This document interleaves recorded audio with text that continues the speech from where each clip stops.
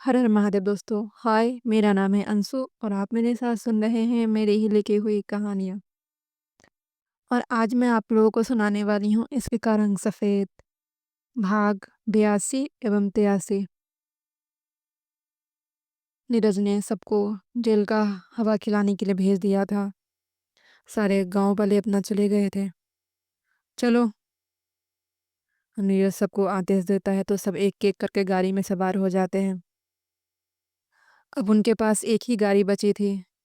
शरद driver को कुछ पैसे देकर गाड़ी की चाबी पकड़ा देता है, जो कुछ आगे शायद बंद पड़ी हुई थी, जो नीरज ने उसे गिफ्ट की थी। तुम उसे ठीक कराकर घर लेकर आ जाना। जी सर। चलिए भाई, आप भाभी के साथ पीछे बैठिए, मैं ड्राइव करता हूँ। बेटा विदाई। कैलाश जी उसे विदाई का याद दिलाते हैं। सॉरी पापा, लेकिन अब मैं उस घर में वापस नहीं जा सकता हूँ जहाँ पर लोगों की इतनी घटिया सोच है। शरद सबको देखते हुए बोलता है, मैं ईशानी को नहीं रोकूंगा। उसका घर है, वो जब मन है तब जाएगी, लेकिन मैं अब उस घर में वापस नहीं जा सकता हूँ। शरद सीधे मना कर देता है। लेकिन हम सबकी क्या गलती है? ताऊ जी के दोनों बेटे सामने आते हुए बोलते हैं। ईशानी हमारी बहन है, बिना विदाई की कैसे जाएगी? तो यहीं से विदा कर दीजिए। और बात रही गलती की, तो आप में से कोई भी इनका साथ देने के लिए आया? कोई सामने नहीं आया था, एक पापा जी के सिवा। वो बस छटपटा रहे थे। आप लोग तो बस तमाशा देख रहे थे कि आप लोगों की वाइफ को इस तरह से जला दे, तो क्या आप लोग इस तरह से खामोश रहते हैं? शरद की बात सुनकर सबका सर नीचा हो जाता है। छोड़ो, यहाँ पर किसी का कोई नहीं है, सबको अपने से मतलब होता है। चलो ईशानी, अपनी मम्मी से गला मिल लो। ईशानी सबसे गला मिलती है। दोनों भरे भारी मन से विदा कर देते हैं। शरद ड्राइविंग सीट पर बैठने लग जाता है। अतुल रोक देता है। आप बैठ जाइए, मैं ड्राइव कर लेता हूँ। पीछे नीरज, धानी और ईशानी बैठ जाते हैं। आगे की सीट पर शरद और अतुल बैठ जाते हैं। सर, मैं कहाँ बैठूं? नकुल खुद को वहां पर छूटा हुआ देखकर बोलता है। आ जाओ, आओ मेरी गोदी में बैठ जाओ। नीरज खीज उठता है। लेकिन सर, मैं छोटा नहीं हूँ, आपकी गोदी में एडजस्ट कैसे हो पाऊंगा? लंबा रास्ता है। नकुल गंभीर होते हुए बोलता है। नकुल, सीरियसली तुम्हें लगता है मैं तुम्हें गोद में बिठा कर ले जाऊंगा? तो sir, shut up, just shut up. पता नहीं दिमाग कहाँ छोड़कर आता है। नीरज के चिल्लाने से बगल में बैठी हुई धानी हिल जाती है। ड्राइवर के साथ रुक जाओ। 1 करोड़ 25 लाख की गाड़ी है, सड़क पर लवारिश छोड़ने के लिए नहीं खरीदा है। ठीक कराकर पहुंच जाना। लेकिन सर, मैं कैसे इस गांव में, मैं कहाँ से मैकेनिक? ये तुम्हारी प्रॉब्लम है, मेरी नहीं। Okay sir. बेचारा नकुल का चेहरा उतर जाता है। उन सबकी गाड़ी आगे बढ़ जाती है और वो अकेला ड्राइवर के साथ उस अकाल गांव में रह जाता है। अब तो उसे इस खूंखार गांव में भी डर लग रहा था, कब कौन किसे मार दे पता नहीं था। लेकिन ताऊ जी के दोनों बेटे उसे शांत करने के लिए कहते हैं और गाड़ी को किराने मदद करने के लिए कहते हैं। दोनों उस गाड़ी को लेकर शहर की तरफ निकल जाते हैं। इधर शरद की गाड़ी में गहरी खामोशी फैली हुई थी। ईशानी मुंह बनाकर खिड़की की तरफ मुंह करके बैठी हुई थी। कहाँ वो शरद के साथ बैठकर आराम से बात करते हुए जाते हैं, और कहाँ धानी और नीरज पीछे बैठे हुए थे। नीरज बिल्कुल स्ट्रेट होकर बैठा हुआ था, जो उसके लिए काफ़ी अनकंफर्टेबल था। हमेशा पीछे की सीट पर अपने लैपटॉप और बैग के साथ फैल कर बैठता था। और अभी उसके बगल में धानी बैठी हुई थी, जो उसके जरा सा भी टच करने पर खुद को ही अपनी तरफ खींचने लग जाती थी। ईशानी दूसरी तरफ बैठी हुई खिड़की से बाहर देख रही थी। सारी गाड़ियां चली गई थी, बस दुल्हन की गाड़ी छोड़ी गई थी। ईशानी, शरद, अतुल ही बचे हुए थे, इसलिए एक गाड़ी और ड्राइवर छोड़कर सब चले गए थे। सबको कहाँ पता था उनके जाने के बाद इतना हंगामा होगा। खैर, किसी तरह से सब एडजस्ट हो गए थे। धानी गुमसुम सी बैठी हुई थी। कल रात से एक के बाद एक हादसा होता जा रहा था और उसकी जिंदगी करवट लेती जा रही थी। जो उसके समझ से बिल्कुल परे था। बगल में बैठा हुआ इंसान उसका पति था, जिसे वो बिल्कुल भी नहीं जानती थी। उसके चिल्लाने से और बोलने की आवाज़ सुनकर ही वो डर से बैठी हुई थी। चुनरी को हल्का नीचे करते हुए उसने घूंघट बना लिया था, ताकि बगल वाले इंसान से उसकी नज़रों का सामना न करना पड़े। पता नहीं उसके मन में एक डर सा बैठ गया था। उसे लग रहा था सच में उसने कोई बड़ा पाप कर दिया है। खैर, हमेशा किस्मत के फैसले को चुपचाप स्वीकार कर लेती थी। इस बार भी वो चुपचाप स्वीकार कर ली थी। जिंदगी जो रूप दिखाती थी वो ढलती चली जाती थी। अब सब गांव अब सब गांव के आखिरी छोर पर पहुंच गए थे। पुलिस वाले की 2-4 गाड़ियां वहां पर रुकी हुई थी। गाड़ी रोको। क्या हुआ भाई? कुछ नहीं। नीरज दरवाजा खोलकर उतरकर उस तरफ बढ़ जाता है। नीरज आश्रम के अंदर पहुंचता है। आश्रम की हालत कोई अच्छी नहीं थी। टूटे फूटे मकानों का आश्रम बनाया गया था। हर जगह अचार पापड़ सूख रहे थे। विधवा समिति के अध्यक्ष की गिरफ्तारी के बाद सुनकर पूरा आश्रम आश्चर्य हो गया था। अब आश्रम कैसे चलेगा, इसी सोच में सब डूबे हुए थे। पुलिस वाले सबको समझाने की कोशिश कर रहा था और अपने घर भेजने की कोशिश कर रहा था, लेकिन कोई भी औरत आश्रम छोड़ने के लिए तैयार नहीं थी। घर से ज़्यादा सुरक्षित और अच्छा इस आश्रम में लगता था। जो भी था, अध्यक्ष के कारण कोई भी गंदी नज़र उस आश्रम की औरतों पर नहीं डालता था। नहीं तो घरों में कभी जेठ तो कभी देवर द्वारा प्रताड़ित होती थी, और सबसे लोगों का तीखा बाण उनका जीना हराम करता था। इसलिए वो लोग आश्रम छोड़ने के लिए तैयार नहीं थे। क्या प्रॉब्लम है सर? ये लोग जाने के लिए तैयार नहीं है। ठीक है, फिर आप में से कोई एक यहाँ का मैनेजर बन जाए और जैसे पहले काम चलता था वैसे कीजिए। ठीक है। नीलम दीदी थी जो थोड़ी पढ़ी लिखी थी, वो सामने आती है। सब उन्हें मैनेजर बना देते हैं। नीरज अपने बैग में से चेकबुक निकालकर 50 लाख का अमाउंट भरकर नीलम दीदी के हाथों में पकड़ा देता है। ये मेरा कार्ड है, कुछ भी प्रॉब्लम हो तो कॉल कीजिएगा। थैंक यू भैया। और ये मत कीजिए कि आप लोग वृद्धा आश्रम में रह रहे हैं, बल्कि ये सोचिए कि आप लोग एक हॉस्टल में रह रहे हैं, जिसमें खुद बनाना है, खुद खाना है और खुद का काम खुद ही करना है। इसलिए डर कर नहीं, खुलकर जिए, और जो यहाँ पर आए उसे सम्मान के साथ अपने साथ रखें। और ये जो मैंने कुछ पैसे दिए हैं ना, यहाँ की हालत ठीक करा लीजिएगा, रहने लायक बना दीजिएगा। जी भैया। और आप लोग देखते रहिएगा, नीरज पुलिस वालों को कहता है और वापस अपनी गाड़ी की तरफ चल देता है। भाई क्या हो गया आपको? आप ठीक तो हैं? आप कब से इतना सोशल वर्कर हो गए हैं? मैं ठीक हूँ, ज़्यादा बकवास मत करो। ये जो कुछ भी हो रहा है ना, बस तुम्हारी वजह से हो रहा है। मेरी वजह से?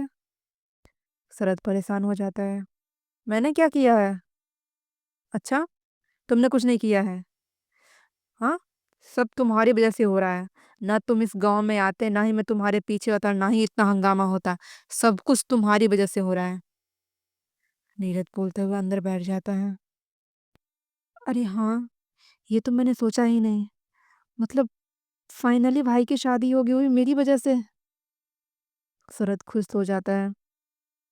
चल शरद बेटा, तूने तो बहुत बड़ा तीर मार लिया, लेकिन ये तीर कितना निशाने पर लगा ये तो आने वाला वक्त ही बताएगा। क्या ये भोली भाली भाभी इस शकरू के साथ एडजस्ट हो पाएगी? शरद पीछे की तरफ देखता हुआ बोलता है। धानी बिल्कुल स्थिर होकर खुद में ही समेटी हुई बैठी थी। अब तो भगवान ही जाने। अतुल गाड़ी आगे बढ़ा देता है। अब वो शीशे की मदद से पीछे देख रहा था और चुपचाप गाड़ी आगे बढ़ाया जा रहा था। रात में कोई ढंग से सो नहीं पाया था। थोड़ी ही देर में ईशानी नींद में लुढ़क जाती है। शरद भी सो जाता है।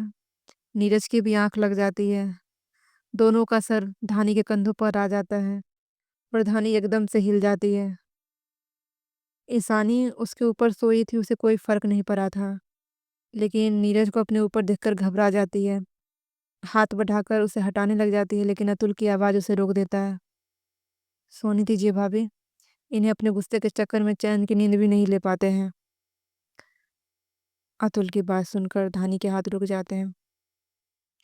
कुछ ही घंटों में लोग कच्चे रास्तों से निकलकर पक्की सड़कों पर आ गए थे। यहाँ से शहर की शुरुआत होती थी। अतुल चुपचाप गाड़ी चलाए जा रहा था। धानी का कंधा अब भार की वजह से टूटने को हो रहा था, लेकिन वो संकोच बस कुछ बोल नहीं पा रही थी। अतुल उसकी छटपटाहट देख रहा था। कुछ दूरी पर चलकर ढाबा था। अतुल एक झटके के साथ गाड़ी रोक देता है। सभी झटके से उठकर बैठ जाते हैं। What the hell is this? ऐसे कोई गाड़ी का ब्रेक लेता है? झटका लगने से नीरज को गुस्सा आ जाता है और उसे लग रहा था ड्राइविंग सीट पर नकुल है और वो गाड़ी में अकेला बैठा हुआ है। लेकिन जैसे ही अपनी स्थिति का भान होता है, झट से सीधा होकर बैठ जाता है। मुझे भूख लगी है, थोड़ा खाना खा लें। दोपहर होने को आई थी। रात तक वो लोग दिल्ली पहुंचने वाले थे। अतुल अपनी बात कहकर दरवाजा खोलकर उतर जाता है। अरे यार, आराम से भी तो रोक सकता था। पता नहीं सब टसन में ही रहते हैं। शरद दोनों को देखकर सर हिलाता हुआ बोलता है, ईशानी तुम कुछ खाओगी? हाँ शरद, मुझे भूख लगी है। भाभी आपको कुछ खाना है? धानी नाम में सर हिला देती है। अरे इतना टाइम हो गया, आपको भी भूख लगा होगा। नहीं, हमें कुछ नहीं खाना है। भाई आपको? मेरे पास पैर है, मैं खुद जाकर ले लूंगा। और ये कहाँ खटारा जगह पर गाड़ी रोक दिया है? गाड़ी को कोई होटल नहीं मिला था इसे? भाई रास्ते में ढाबे ही होते हैं, चलिए चाय पानी पी लीजिए। चाय का नाम सुनकर नीरज को रात का वाकया याद आ जाता है। एक कप चाय उसे कितनी भारी पड़ी थी, उससे ज्यादा कौन समझ सकता है। खैर, खुली हवा में सांस लेने के लिए वो बाहर निकल जाता है। सब बाहर निकल कर आ जाते हैं, लेकिन धानी अभी भी अंदर बैठी हुई थी। धानी ढाबे पर बैठे हुए सभी लोगों की नजरें उस नई नवेली दुल्हन की कार पर चली जाती हैं। अतुल सबसे दूर जाकर अकेले में बैठा हुआ था। दिमाग में अभी भी उसका उसी बातों पर अटका हुआ था। कानों में अभी भी नीरज की आवाज गूंज रही थी, तू मुझे सिखाएगा जायज है और नाजायज है? जो खुद अतुल कोई 2 साल का बच्चा नहीं था जो उसे इस बातों का अर्थ समझ नहीं आता। तो क्या मतलब? मैं अतुल अपने बालों में हाथ फंसा लेता है। आगे के शब्द वो सोच भी नहीं पा रहा था। अगर वो उसकी हकीकत हुई तो? नहीं नहीं, ऐसा नहीं हो सकता है। मैं मामा पापा के ऊपर शक नहीं कर सकता हूँ। लेकिन भाई, अतुल नीरज की तरफ देखता है जो सरस से कुछ बात कर रहा था। अतुल को ये तो पता था कि उसकी माँ के साथ उसके पापा की दूसरी शादी है और बड़ी माँ वसुंधरा जी है जो नीरज की अपनी माँ है, और वो दोनों सगे नहीं सौतेले भाई है। लेकिन फिर भी नीरज उससे नफरत क्यों करता है? हाँ, प्यार नहीं करता, लेकिन नफरत करने की वजह भी तो कोई नहीं थी। कहीं यही वजह तो नहीं है? अतुल के दिमाग में हजारों तरह के सवाल और जवाब चलने लग जाते हैं, जिसका जवाब इस वक्त देने वाला कोई नहीं था। हर सवालों का जवाब उसकी माँ ही दे सकती थी। खाना आ गया था। भाई आ जाइए। शरद नीरज को बुला लेता है, जो सामने तेल मसाले से भरपूर खाने को देखकर मुंह बना लेता है। लेकिन भूख उसे भी लगी थी और वो भी बैठ जाता है। तभी उसका ध्यान अतुल पर जाता है, जो किसी सोच में डूबा हुआ खटिया पर बैठा हुआ था। उसके हाथ रुक जाते हैं। शरद उसके नज़रों का पीछा करता है। मैं लाता हूँ उसे बुलाकर। शरद उठते हुए अतुल के पास चला जाता है। क्या हुआ अतुल? कुछ नहीं भाई। तो फिर इतना गुमसुम सा क्यों बैठा हुआ है? तू तो ऐसे नहीं रहता है। भाई, बस ऐसे ही मेरा बोलना आपके भाई को पसंद नहीं आएगा। अतुल ऐसा क्यों सोचता है? और उन्होंने जो भी बोला था गुस्से में बोला था, उनकी बातों पर ध्यान मत दे। तू तो जानता है ना, गुस्से में किसी को ही नहीं देखते हैं और बिना सोचे समझे कुछ भी बोल देते हैं। शरद उसे समझाने की कोशिश करता है। हाँ भाई, लेकिन कभी कभी गुस्से में ही हम आपकी जिंदगी की हकीकत आपको पता लगती है। अतुल छोड़ ना यार, तू तो समझदारी से काम ले। अगर ऐसी बात बात पर बुरा मानता रहेगा तब तो हो गया। घर को मैदान का युद्ध बनना चाहता है? नहीं भाई, तो चल फिर। ठीक है, चलिए। अतुल उठकर उनके पीछे चल देता है। अतुल हमेशा समझदारी से काम लेता था। हर वो मुमकिन कोशिश करता था कि नीरज उसे अहमियत दे, अपना भाई माने। लेकिन वो चाहकर भी उन कोशिशों में कामयाब नहीं हो पाता था। खैर, उस दिन के नाटक के बाद उसने तो वो कोशिश करना भी छोड़ दिया था। लेकिन आज उसे बहुत तकलीफ हो रही थी। फिर भी चुपचाप आकर सबके बीच बैठ जाता है। ईशानी मस्त खाने में मगन थी। 3-4 दिनों से के बाद उसे ढंग का खाना नसीब हुआ था। आराम से ईशानी धसका लग जाएगा। ईशानी झेप जाती है। सॉरी, वो मैं 3 दिनों से भूखी थी। I am sorry Ishani. इन सब के चक्कर में तो मैं तुम्हारे व्रत के बारे में भूल ही गया था और इतना लेट हो गया खाने में। माफ़ कर दो यार, तुम आराम से जितना मन उतना खा लो। कोई जल्दबाजी नहीं है। शरद प्यार से बोलता है। जी, मैं एक बार और भाभी से पूछ कर आता हूँ। शरद के मुंह से भाभी का जिक्र सुनकर नीरज के हाथ रुक जाते हैं। वो तो लगभग भूल ही चुका था कि कोई और इंसान भी उसके साथ गाड़ी में बैठा हुआ था। शरद उठकर गाड़ी के पास जाता है। गाड़ी का दरवाजा खोल देता है। भाभी चलिए ना, थोड़ा सा तो कुछ खा लीजिए, बहुत लंबा रास्ता है। पता नहीं अब भाई गाड़ी रोकने देंगे या नहीं। प्लीज चलिए, थोड़ा सा खा लीजिए। भूख तो धानी को भी लगी थी, लेकिन इस होटल में बिना नमक का खाना कहाँ मिलेगा, इसलिए वो बस मना कर रही थी। नहीं, हमें भूख नहीं है। धानी फिर से इनकार में सर हिला देती है। शरद सबके पास वापिस आ जाता है। भाई आप कहिए ना जाकर खाने के लिए। सबको भूख लगी है तो उनको भी लगा होगा ना। छोटी बच्ची है, जो मैं कहूँगा तो खाने के लिए आएगी। भूख लगेगा तो खुद ही खा लेगी। तुम अपना खाना खत्म करो, जल्दी ही हमें यहाँ से निकलना है। शरद निराशा से सर झटक देता है, क्योंकि सामने बैठे हुए इंसान से उम्मीद भी क्या किया जा सकता है चिल्लाने के सिवा। ईशानी, तुम्हारा खाना हो गया? हाँ, मेरा पेट भर गया, अब मैं कुछ नहीं खाऊंगी। तो जाओ ना, भाभी को बुला कर लाओ ना। हम लोगों से शायद वो खुलकर बोल नहीं पा रही है। कहीं कोई उन्हें परेशानी होगी, कोई दिक्कत होगी, तुम्हारे साथ तो शेयर कर सकती है ना। उन्हें कहो थोड़ा सा कुछ खा लेगी। जी, मैं कहती हूँ। ईशानी जबरदस्ती मुस्कुराते हुए बोलती है। अंदर ही अंदर उसका खून खौल रहा था, लेकिन अच्छाई का चोला जोड़ रखा था। उसे भी कायम रखना था। अपने लहंगे को संभालते हुए गाड़ी की तरफ बढ़ जाती है। गुस्से से दरवाजा खोलते हुए अपने दांत पीस कर बोलती है। आपकी प्रॉब्लम क्या है? रात से लेकर अब तक इतना तमाशा करके भी आपका दिल नहीं भरा, जो फिर से यहाँ प्रॉब्लम क्रिएट कर रही है? हमने क्या किया है? भोली तो इस तरह से बनती है जैसे कुछ करती ही नहीं है और सब कुछ अपने आप हो जाता है। अरे जब सब आपको खाना खाने के लिए कह रहा है तो खा लीजिए ना चुपचाप। इतना भाव क्यों खा रही है? उतरी नीचे और चलिए बाहर। लेकिन हम बाहर जाकर करेंगे क्या? हमारे इलाके यहाँ पर कुछ खाना नहीं है। क्या मतलब आपका? यहाँ पर सब कुछ नमक का खाना होगा ना। लेकिन हम तो बिना नमक का खाते हैं ना, यहाँ पर कहाँ मिलेगा? ईशानी को भी ध्यान आता है। चाय तो बिना नमक का है ना, सबको दिखाने के लिए चाय ही पी लीजिए। लेकिन हम चाय नहीं पीते हैं, उसमें स्वाद होता है ना, माँ जी ने मना कर दिया था। देखिए, मेरा दिमाग वैसे ही गर्म हो रखा है, और अब ये फालतू का बकवास करके मेरा दिमाग मत खराब की दीजिए। पता नहीं फेविकॉल लगाकर मुझसे चिपक गई हैं आप। अब चलिए बाहर, चुपचाप चाय पी लीजिए, नहीं तो शरद जी परेशान होते रहेंगे। ठीक है। धानी गाड़ी से बाहर आ जाती है। सफ उस सफ़ेद साड़ी के दुल्हन को देखकर आश्चर्य हो जाते हैं। ये कैसे दुल्हन है? ये दोनों तो दुल्हा दुल्हन दिख रहे हैं। सब ईशानी और शरद को देखकर बोलते हैं। फिर इसका दूल्हा कौन है?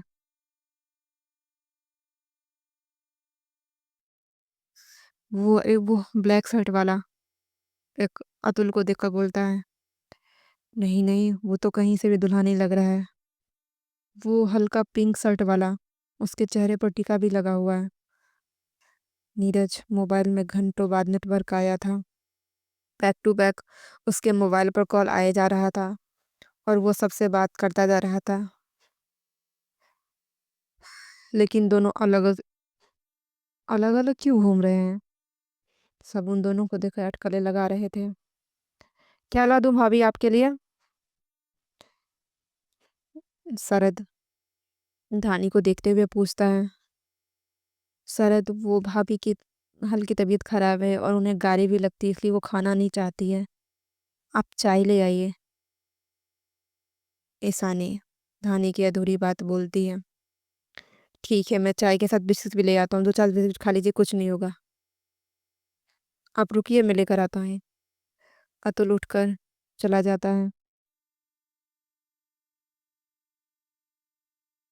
थोड़ी ही देर में थोड़ी ही देर में चाय बिस्किट लेकर आ जाते हैं। धानी सकचा रही थी। पहली बार इतने लोगों के बीच वो बैठी हुई थी और अब उसे लोगों के बीच खाना भी था। खाइए ना भाभी, कोई प्रॉब्लम है? पानी दूं? नहीं, हमने पी लिया है। तो जल्दी से ये भी पी लीजिए, नहीं तो आपके पतिदेव पीने भी नहीं देंगे। कब से चलने के लिए चिल्ला रहे हैं, पता नहीं चलेगा।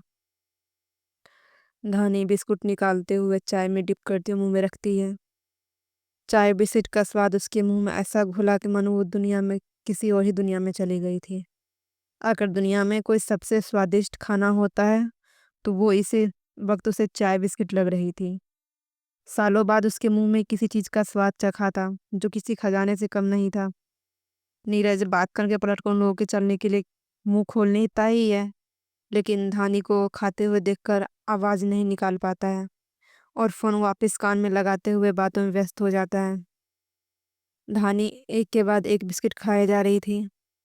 चाय के साथ बिस्किट भी खत्म हो जाता है। आखिरी बिस्किट खाते हुए उसकी आंखें भर जाती हैं।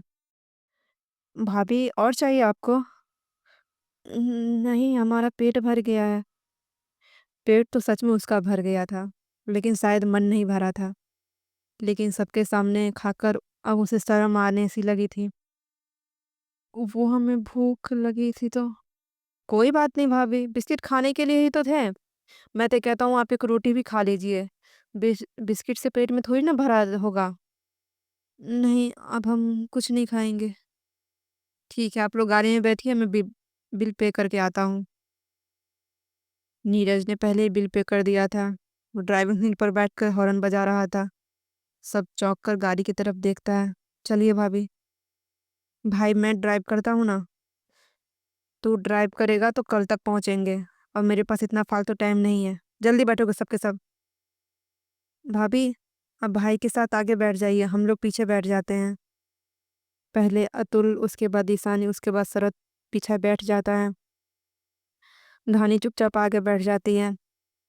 सीट बेल्ट बांधो, नीरज गाड़ी स्टार्ट करते हुए बोलता है। धानी हैरान होकर उसकी तरफ देखती है। मेरा मुंह देखने के लिए नहीं, सीट बेल्ट बांधने के लिए कहा है। आज तक तो वो ऐसी लग्जरी गाड़ी में बैठी नहीं थी, तो भला उसे सीट बेल्ट क्या मालूम होता। बैठती भी तो हमेशा पीछे ही बैठती थी। तुम्हें समझ नहीं आ रहा है? मैं सीट बेल्ट बांधने के लिए कह रहा हूँ। नीरज एकाएक चिल्ला उठता है। धानी उसके चिल्लाने की आवाज से ही कांप उठती है और आंखों से आंसू बहने लग जाते हैं। भाई, आराम से बात कीजिए ना। आप इस तरह से बात करेंगे तो वो कैसे समझेंगी? मैं इसे आराम से ही सीट बेल्ट बांधने के लिए कह रहा हूँ, लेकिन बस मेरा मुंह देखिए जा रही है सीट बेल्ट बांधने की बजाय। भाभी, सीट बेल्ट बांध लीजिए ना। हाँ हाँ हाँ, मैं नहीं पता वो क्या होता है। धानी हिचकते हुए अपनी बात कहती है। नीरज अपनी सीट बेल्ट खोलते हुए उसकी तरफ आता है। धानी घबराते हुए आंख बंद करके सीट से चिपक जाती है। नीरज उसके ऊपर आकर उसके पीछे से सीट बेल्ट खोजते हुए दूसरी तरफ लाता है और फंसा देता है। इतनी सी करीबी ने ही धानी की जान ले ली थी। उसकी सांसें बंद होने लग जाती है।